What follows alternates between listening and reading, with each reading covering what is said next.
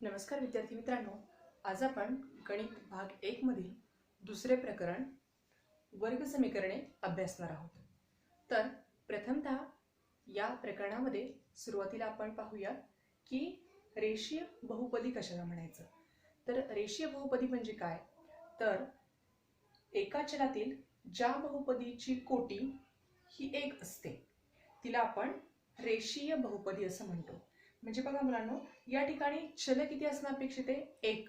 म्हणजे या ठिकाणी समजा मी x हे चल घेतलं तर x हे एकच चल त्या ठिकाणी आलं. म्हणजे एका चलातील ज्या बहुपदीची कोटी म्हणजे चलाचा घातांक एक आला पाहिजे हिला आपण रेषीय बहुपदी असं म्हणणार. मी या ठिकाणी उदाहरण तयार करते बघा. इथे 3x अधिक 5. या उदाहरणामध्ये बघा चल एकच आहे आणि हे जे एक चल आहे या चलाचा घातांक एक आहे, म्हणून आपण या ठिकाणी या समीकरणाला रेषीय बहुपदी असं म्हणू शकतो. लक्षात घ्या इथे विद्यार्थी मित्रांनो, हा 3 हा x या चलाचा सहगुणक आहे आणि x हे चल आहे.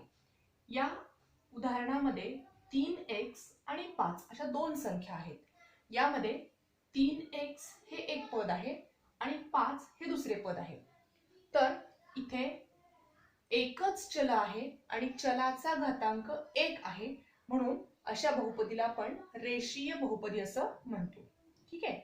आता यापुढील व्याख्या आपण पाहूया की वर्ग बहुपदी कशाला म्हणायचं. मग तर लक्षात घ्या मुलांना, एकाच चलातील ज्या बहुपदीची कोटी दोन असते तिला आपण वर्ग बहुपदी म्हणतो. आता याच उदाहरणामध्ये बघा की 3x अधिक 5 या ठिकाणी x हा चल आहे आणि या चलाचा घातांक एक आहे, म्हणून ही काय झाली तर रेषीय बहुपदी झाली.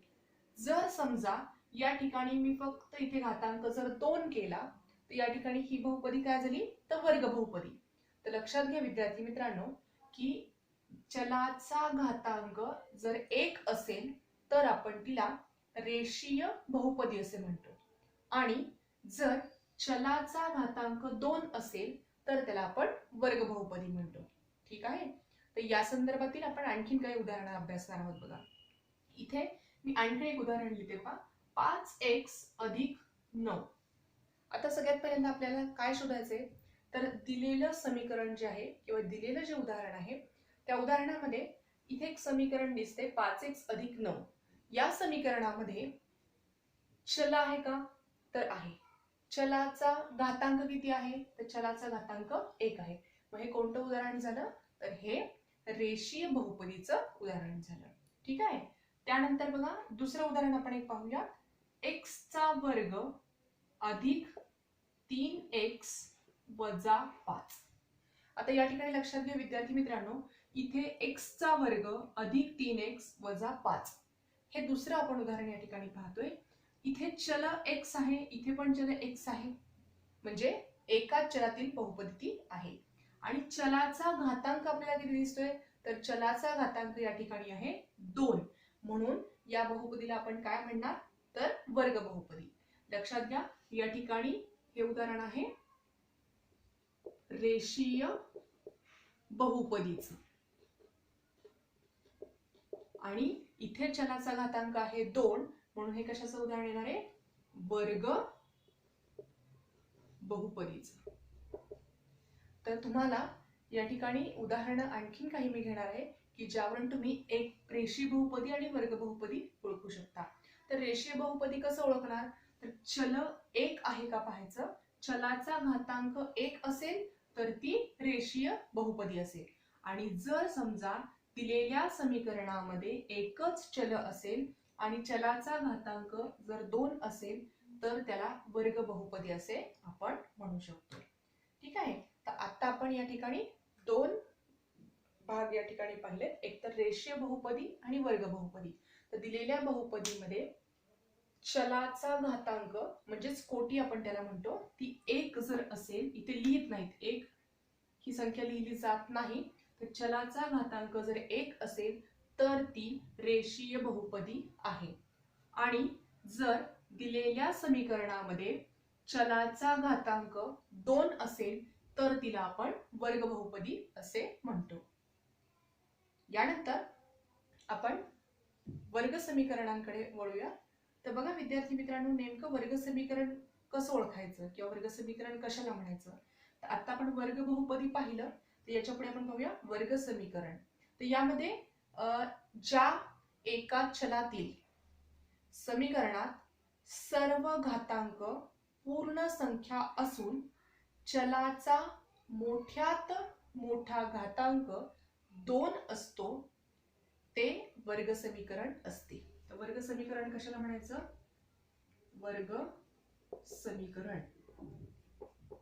वर्ग समीकरण कशाला म्हणायचं विद्यार्थी मित्रांनो? तर बघा, ज्या एका चलातील समीकरणात, समजा मी या ठिकाणी एक समीकरण लिहिते, 2x चा वर्ग अधिक 4x अधिक 5 बरोबर 0. आता हे वर्ग समीकरण आहे की नाही हे आपल्याला तपासायचे. त्यासाठी बघा, ज्या एका चलातील समीकरणात सर्व घातांक पूर्ण संख्या असतात. आता सगळे घातांक म्हणजे काय? आता इथे बघा, इथे x चा घातांक आहे 2, इथे x चा घातांक आहे 1 आणि इथे x चं पदच नाही, त्यामुळे घातांक येणार आहे 0. तर अशा प्रकारे इथे सगळ्यांचे घातांक पूर्ण संख्या आहेत का? तर इथे बघा 2, 1 आणि 0 हे पूर्ण घातांक आहेत. आता चलाचा सगळ्यात मोठा घातांक हा किती असला पाहिजे? 2 असला पाहिजे. इथे x चा सगळ्यात मोठा घातांक किती आहे? 2. म्हणून या ठिकाणी हे जे समीकरण आहे त्याला आपण वर्ग समीकरण म्हणू शकतो. तर इथे याला वर्ग समीकरण आपण का म्हणणार? तर परत एकदा मी सांगते, x चा घातांक इथे 2 आहे, इथे x चा घातांक 1 आहे, इथं x चं चल त्या ठिकाणी नाही, म्हणजे त्याचा घातांक 0 असतो. म्हणून या ठिकाणी दिलेलं जे समीकरण आहे हे समीकरण वर्ग समीकरण आहे. कारण इथे सगळ्यात मोठा घातांक आपल्याला विचारात घ्यायचा आहे. तर इथे या चलामध्ये, या समीकरणामध्ये चलाचा सगळ्यात मोठा घातांक 2 आहे, म्हणून हे दिलेलं समीकरण किंवा दिलेलं समीकरण हे वर्ग समीकरण आहे असं आपण म्हणू शकतो. आता हे इथे मी आणखी एक उदाहरण लिहिते, 4x चा घन अधिक 2x चा वर्ग अधिक 5x अधिक 4 बरोबर 0. आता हे वर्ग समीकरण आहे की नाही आपण तपासून बघूयात. तर बघा विद्यार्थी मित्रांनो, इथे सगळ्यात पहिल्यांदा x चा मोठा घातांक किती आहे? तर 3 आहे. त्यानंतर x चा इथे घातांक 2 आहे, इथे x चा घातांक इथे डोक्यावर काहीच लिहिलेलं नाही, म्हणजे तो 1 असतो, अधिक इथे x चं चल नाही, म्हणून त्या ठिकाणी x चा घातांक 0 येणार आहे. आता या समीकरणामध्ये एकच चल आहे, ते म्हणजे x, आणि या समीकरणामध्ये चलाचा घातांक सगळ्यात मोठा घातांक किती असणं अपेक्षित आहे? 2. परंतु या समीकरणामध्ये चलाचा सगळ्यात मोठा घातांक आहे 3, म्हणून हे दिलेलं समीकरण वर्ग समीकरण नाही. म्हणून तुम्ही म्हणू शकता हे दिलेलं समीकरण वर्ग समीकरण नाही. तर अशा प्रकारे आपण वर्ग समीकरण कसं ओळखायचं? तर लक्षात घ्या की कोणत्याही समीकरणामध्ये त्या ठिकाणी चल पाहायचं, त्या चलाचा सगळ्यात मोठा घातांक किती असला पाहिजे? 2. इथे बघा या समीकरणामध्ये चलाचा सगळ्यात मोठा घातांक किती आहे? 2 आहे, म्हणून हे समीकरण वर्ग समीकरण आहे. आणि खालच्या समीकरणामध्ये बघा, 4x चा घन अधिक 2x चा वर्ग अधिक 5x अधिक 4 बरोबर 0, या समीकरणामध्ये चलाचा सगळ्यात मोठा घातांक इथे 3 आहे, म्हणून इथे हे दिलेलं समीकरण वर्ग समीकरण असणार नाही. मग आता ही जी वर्ग समीकरण आहेत, तर ही वर्ग समीकरण आपण सामान्य रूपामध्ये मग कशी लिहितात हा भाग आपण पाहणार आहोत. बघा, वर्ग समीकरणाचे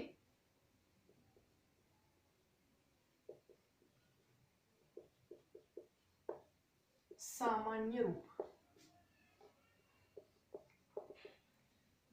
आता वर्ग समीकरण कसं ओळखायचं? तर दिलेल्या समीकरणामध्ये चल आहे की नाही पहिल्यांदा पाहायचं, आणि त्या चलाचा घातांक सगळ्यात मोठा घातांक किती असला पाहिजे? 2 असला पाहिजे, म्हणून या ठिकाणी आपण त्याला वर्ग समीकरण म्हणतो. मग आता हे सामान्य रूपामध्ये कसं लिहिलं जातं? तर बघा विद्यार्थी मित्रांनो, इथे ax चा वर्ग अधिक bx अधिक c बरोबर 0. तर हे कोणत्याही वर्ग समीकरणाचं सामान्य रूप आहे. आता इथे काय आहे बघा, a म्हणजे x वर्गचा हा सहगुणक आहे, b म्हणजे x चा सहगुणक आहे, आणि c ही संख्या आहे. पण लक्षात घ्या, या पूर्ण समीकरणामध्ये ए, बी आणि सी या नेहमी वास्तव संख्या असतात.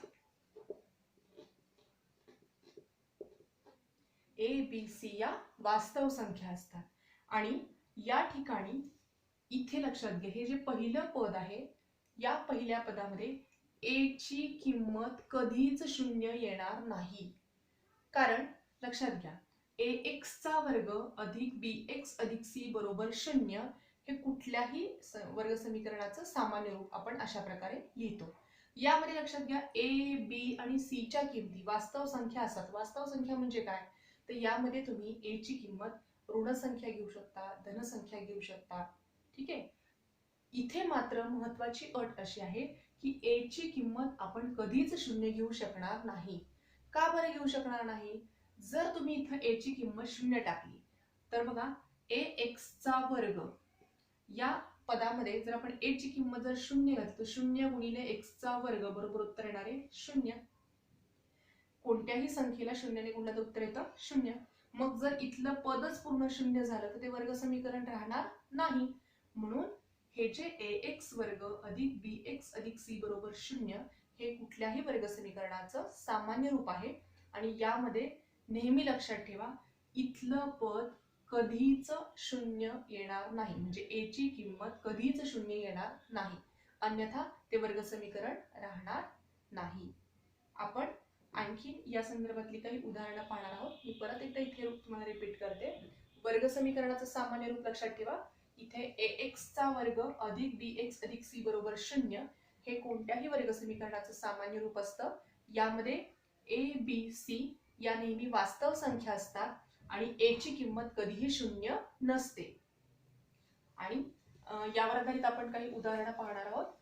मी इथे सामान्य रूप लिहून ठेवते. ax चा वर्ग अधिक bx अधिक c बरोबर 0 हे कोणत्याही वर्ग समीकरणाचं सामान्य रूप आहे. आता आपण यावर आधारित काही उदाहरणं पाहूयात. मी इथे एक उदाहरण लिहिते बघा. पहिलं उदाहरण आहे x चा वर्ग वजा 4 बरोबर 0. या समीकरणामध्ये आपल्याला याचं सामान्य रूप लिहायचे. आता सामान्य रूपामध्ये बघा, ax चा वर्ग अधिक bx अधिक c बरोबर 0 अशा स्वरूपात हे समीकरण दिसतंय का, तर ते समीकरण अशा स्वरूपात दिसत नाही. मग आपल्याला त्या पद्धतीने ते समीकरण लिहून घ्यायचं. कसं लिहिणार, तर बघा इथे x वर्गचं पद आहे, हे पद आहे म्हणजे x वर्ग तसाच. आता इथे मध्ये x चं पद आहे का, नाही. मग त्या ठिकाणी काय येणार आहे, पद नाही म्हणजे 0x आपण घेऊ शकतो. आणि c चं पद आहे वजा 4 बरोबर 0. म्हणजे काय येणार आहे, या दिलेल्या उदाहरणामध्ये x वर्ग वजा 4 बरोबर 0 हे समीकरण आपण कसं लिहिणार सामान्य रूपामध्ये, x वर्ग तसाच, x चं पद नाही म्हणून आपण तिथे काय लिहिलं, अधिक 0x वजा 4 तसेच बरोबर 0. हे झालं या वर्ग समीकरणाचं सामान्य रूप. आता या सामान्य रूपावरनं आपल्याला a, b आणि c च्या किमती काढायच्या. तर या ठिकाणी बघा, मग a ची किंमत काय आहे, इथे x वर्गचा सहगुणक. इथे x वर्गचा सहगुणक काय आहे, काहीच नाही, म्हणजे त्या ठिकाणी 1 असतो. या समीकरणाशी आपल्याला तुलना करायची. बघा इथे काहीच नाही म्हणजे 1 असणार आहे. आता b ची किंमत बघूया. तर इथे 0x आणि इथे bx म्हणजे b ची किंमत येणार आहे 0 आणि c ची किंमत काय येणार आहे, c बरोबर वजा 4. ठीक आहे. तर बघा दिलेल्या समीकरणावरून आपण मूळ समीकरण कशामध्ये लिहिलं, सामान्य रूपामध्ये लिहिलं. x वर्ग मधलं पद x चं नाही म्हणून त्याला 0x लिहिलं, वजा 4 बरोबर 0. आणि यानंतर a, b, c च्या किमती आपल्याला काढायच्या होत्या. तर a, b, c च्या किमती कशा येणार आहे, याचा x वर्गाचा सहगुणक म्हणजेच a ची किंमत येणार आहे, म्हणजेच a बरोबर 1. त्यानंतर b बरोबर x चा सहगुणक इथे किती आहे, काहीच नाही म्हणजे 0. आणि c ची किंमत येणार आहे चिन्हासहित संख्या लिहायची. लक्षात घ्या विद्यार्थी मित्रांनो, c ची किंमत येणार आहे वजा 4, कारण चिन्हासहित आपण ती संख्या घेतो. आणखी एक उदाहरण आपण या ठिकाणी पाहूया. बघा दुसरं उदाहरण आहे y चा वर्ग बरोबर 2y वजा 7. आता हे जे समीकरण आहे हे वर्ग समीकरण दिसतंय का, तर बघा इथे चल कोणता आहे, तर y आहे आणि चलाचा घातांक सगळ्यात मोठा घातांक किती आहे, 2, म्हणून हे वर्ग समीकरण आहे. पण पहिल्यांदा आपण काय करूया, ही सगळी पद लक्षात घ्या, इथे y वर्गचं पद डाव्या बाजूला आहे आणि 2y-7 हे पद बरोबर चिन्हाच्या उजव्या बाजूला आहे. मग आपण काय करूया, तर सगळी पदं जी आहेत ती पहिल्यांदा एका बाजूला लिहून घेऊया. म्हणजेच काय येणार आहे बघा, इथे y चा वर्ग आहे असंच आपण खाली घेतलं. हे 2y जेव्हा बरोबर चिन्हाच्या आपण पलीकडे नेतो तर हे अधिक 2y आहेत. बरोबर चिन्हाच्या पलीकडे नेताना ते होतात -2y. आता इथे हे -7 आहेत. हे -7 बरोबर चिन्हाच्या पलीकडे नेताना होतात +7 बरोबर 0. बघा y वर्ग आहे असंच आपण खाली घेतला. अधिक 2y बरोबर चिन्हाच्या पलीकडे गेल्यामुळे ते झाले -2y. -7 हे बरोबर चिन्हाच्या अलीकडे आणले तर काय होणार आहे, +7 बरोबर 0. मग हे दिलेलं समीकरण आपण अशा प्रकारे सामान्य रूपामध्ये लिहून घेतलं. मग आता आपण याची तुलना सामान्य रूपाशी करून काय करायचं, फक्त ए बी सी च्या किमती लिहायच्या. आता बघा इथे ए बरोबर काय येणार, तर y वर्गचा सहगुणक. इथे काहीच नाही लिहिलं म्हणजे त्या ठिकाणी काय असतो, 1. म्हणजे ए ची किंमत येणार आहे 1. त्यानंतर बी बरोबर बघा y चा सहगुणक. इथे काय आहे, तर -2 चिन्ह सहित लिहायचे म्हणून बी ची किंमत येणार आहे -2. त्यानंतर सी ची किंमत किती आहे, इथे 7. म्हणजे ए बरोबर 1, बी बरोबर -2 आणि सी बरोबर 7. अशा प्रकारे आपण कुठलंही उदाहरण तुम्हाला दिलेलं असेल तर त्या उदाहरणावरून आपण ते उदाहरण पहिल्यांदा सामान्य रूपामध्ये लिहायचं. सामान्य रूपामध्ये लिहिताना कसं लिहितात, तर ax चा वर्ग अधिक bx अधिक c बरोबर 0. आता दुसऱ्या उदाहरणामध्ये बघा, ही पद तुम्हाला पहिल्यांदा एका बाजूला घ्यावी लागतील आणि मग ते उदाहरण सोडवायचे. अशा प्रकारे आपण 2 गणिते या ठिकाणी पाहिलीत. बघा आणखी एक उदाहरण आपण या ठिकाणी पाहू. पुढचं उदाहरण आहे बघा, x चा वर्ग अधिक 2x बरोबर 0. आता हे दिलेलं जे उदाहरण आहे त्यातलं समीकरण बघा, x वर्ग अधिक 2x बरोबर 0. या समीकरणामध्ये पहिल्यांदा आपण हे सामान्य रूपामध्ये लिहून घेऊया. तर इथे x वर्ग आहे असंच येणार आहे, अधिक 2x आहे असेच.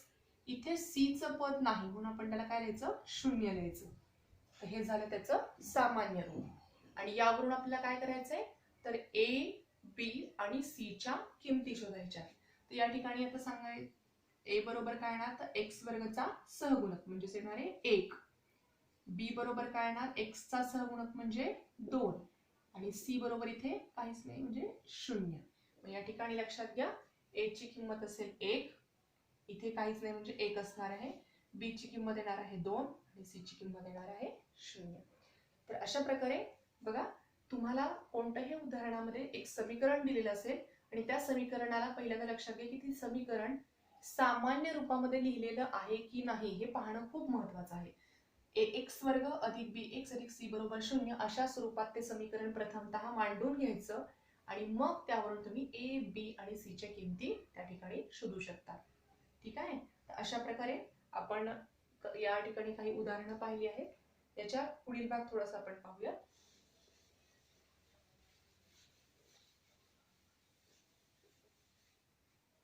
बघा इथे मी एक उदाहरण लिहिते, 3x चा वर्ग वजा 5x अधिक 3 बरोबर 0. आता या समीकरणामध्ये तुम्हाला काय करायचंय, तर हे समीकरण वर्ग समीकरण आहे की नाही हे तपासायचे. तर यासाठी आपल्याला हे उदाहरण पाहिलं की लक्षात येते, पण ते लिहायचं कसं, त्याचं उत्तर कसं लिहायचं. तर बघा यामध्ये चल कोणता आहे, तर चल आहे x. x हे या ठिकाणी चल आहे. चलाचा सगळ्यात मोठा घातांक किती आहे, 2. म्हणून या ठिकाणी लिहिताना काय लिहायचं की या समीकरणात x हे चल असून चलाचा घातांक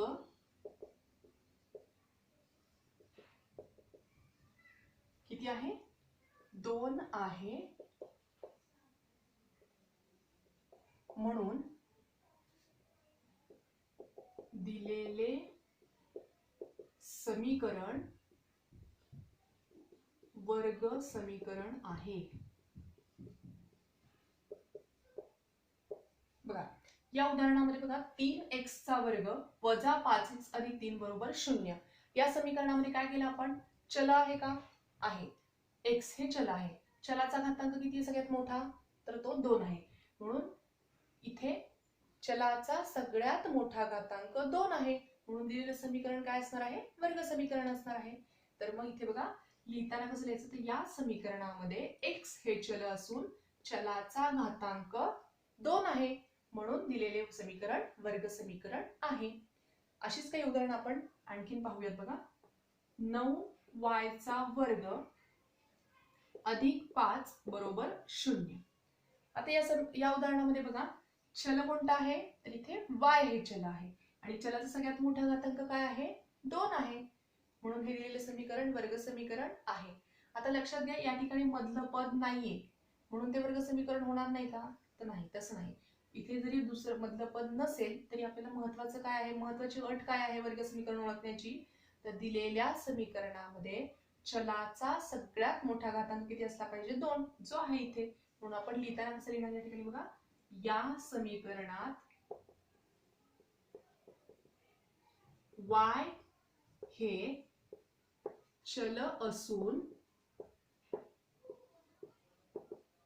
चलाचा घातांक किती आहे, 2 आहे. म्हणून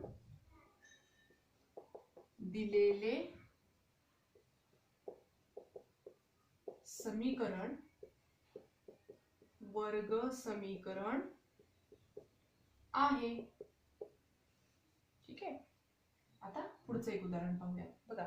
यामध्ये m चा घन वजा 5m चा वर्ग अधिक 4 बरोबर 0. आता या ठिकाणी बघा m चा घन आहे म्हणजे पहिलीच अट इथे आपली चुकीची ठरली आहे. म्हणजे बघा की दिलेल्या समीकरणामध्ये काय हवं आपल्याला, चल आहे. चल कोणता आहे, m आहे. m चा सगळ्यात मोठा घातांक किती पाहिजे, 2 पाहिजे, पण इथे 3 आहे. म्हणून इथेच आपल्याला कळतंय की हे दिलेलं समीकरण वर्ग समीकरण नाही. मग हे लिहिणार कसं, तर या समीकरणात m हे चल असून चलाचा घातांक किती इथे 3, चलाचा घातांक 3 आहे. म्हणून दिलेले समीकरण वर्ग समीकरण नाही. का बरं वर्ग समीकरण नाही, कारण चलाचा घातांक किती आहे 3, म्हणून हे समीकरण वर्ग समीकरण नाही. अशा प्रकारे लक्षात घ्या इथे 3 उदाहरणं मी तुम्हाला दिली आहेत. पहिल्यामध्ये 3x चा वर्ग वजा 5x अधिक 3 बरोबर 0. तर पाहिल्यावरच आपल्याला लक्षात येतं की इथे x हे चल आहे आणि चलाचा सगळ्यात मोठा घातांक किती आहे, 2 आहे. म्हणून हे समीकरण वर्ग समीकरण आहे. त्यानंतर दुसऱ्या उदाहरणामध्ये बघा 9y चा वर्ग अधिक 5 बरोबर 0. याही ठिकाणी चल आहे y आणि y चा सगळ्यात मोठा घातांक किती आहे, 2. म्हणून दिलेलं समीकरण वर्ग समीकरण आहे. आणि तिसऱ्या उदाहरणामध्ये बघा m चा घन वजा 5m चा वर्ग अधिक 4 बरोबर 0. या समीकरणामध्ये बघा चल कोणता आहे, तर m हे चल आहे आणि चलाचा सगळ्यात मोठा घातांक किती आहे, 3. म्हणून या ठिकाणी चलाचा सगळ्यात मोठा घातांक 3 आहे. म्हणून हे दिलेलं समीकरण वर्ग समीकरण नाही. तर अशा प्रकारे आज विद्यार्थी मित्रांनो आपण या ठिकाणी रेषीय बहुपदी म्हणजे काय, त्यानंतर वर्ग बहुपदी म्हणजे काय त्याची काही उदाहरणं पाहिली. त्यानंतर वर्ग समीकरण कसं ओळखायचं तो भाग पाहिला. वर्ग समीकरण हे सामान्य रूपामध्ये कसं लिहिलं जातं हाही भाग आपण या ठिकाणी पाहिला आणि त्यावर आधारित आपण काही उदाहरणं पाहिली. त्या उदाहरणांमध्ये a b c च्या किमती कशा शोधायच्या आणि दिलेलं समीकरण वर्ग समीकरण आहे की नाही हे कसं पाहायचं, तर हा भाग आपण आजच्या भागामध्ये पाहिलेला आहे. तुम्हाला घरी गेल्यानंतर पान नंबर 30 व 31 वरती काही उदाहरणं सोडवून दिलेली आहेत, तर ती उदाहरणं तुम्हाला वहीमध्ये सोडवायची आहेत. धन्यवाद.